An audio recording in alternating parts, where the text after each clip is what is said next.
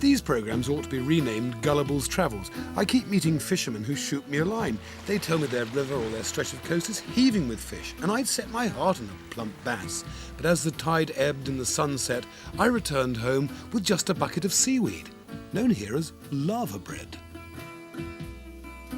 I was going to open this section of the programme with the much-maligned Welsh rabbit, but I couldn't be bothered, because when I came into Collins' wine bar here in the Mumbles, and the Mumbles mean things like that, you see, really nice things work on it, I was impressed by the fact that this isn't only a little wine bar, it's a place where great artists used to come. Winfred Vaughan Thomas used to come here. He wrote to me once because he had trouble with his pollux, and I replied and told him how to cook them properly. And Kingsley Amis comes in here quite frequently, and he wrote one of his books here in the Mumbles, which became a fabulous film, Only Two Can Play. Remember those bloody stags on the walls and Peter Sayre and all that stuff. Anyway, we haven't come there for all that. We've come here for something very special. Cockles. Now, Richard, right in on the cockles here. Now, these aren't little things in jars of vinegar that have been packed in Holland 500 miles away and left stewing on some supermarket shelf for 10 years. These have been picked. What are you doing there? These have been picked. Now, you didn't do that right, did you? Back on here. These have been picked by loving, caring people. They haven't been salted or vinegared. They're absolutely fresh. Come up to me, Richard, please. They're sweet and succulent and delicious. The other brilliant things that come from the Mumbles and around here is stuff called lava bread.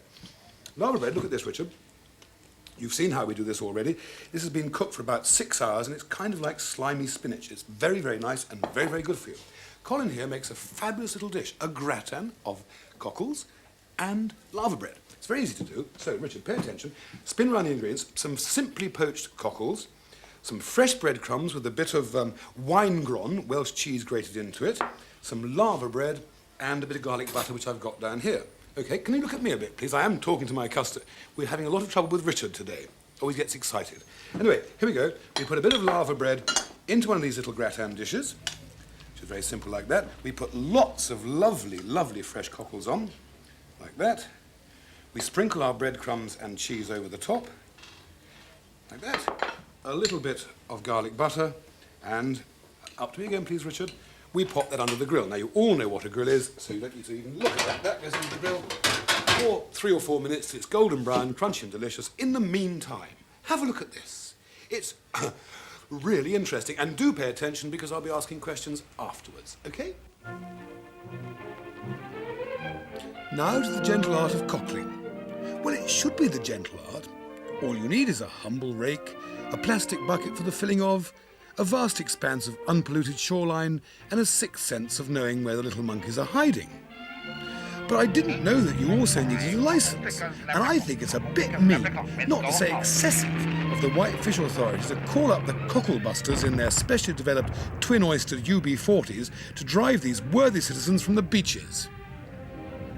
One of the important things about us, you know, when we're making a television programme, we don't interrupt their business by locking the door and closing it down for 3 days, and customers must come in, life must carry on. That's so, isn't it, ladies? Absolutely true. Anyway, you've enjoyed the cockle beds, you've enjoyed all of that, and I have to tell you, you know, when I first came to Swansea, I quite frankly thought the Mumbles was a television puppet show. But never mind. Anyway, we must now go back to the very important thing, lava bread. Imagine, like the guy who first tasted an oyster.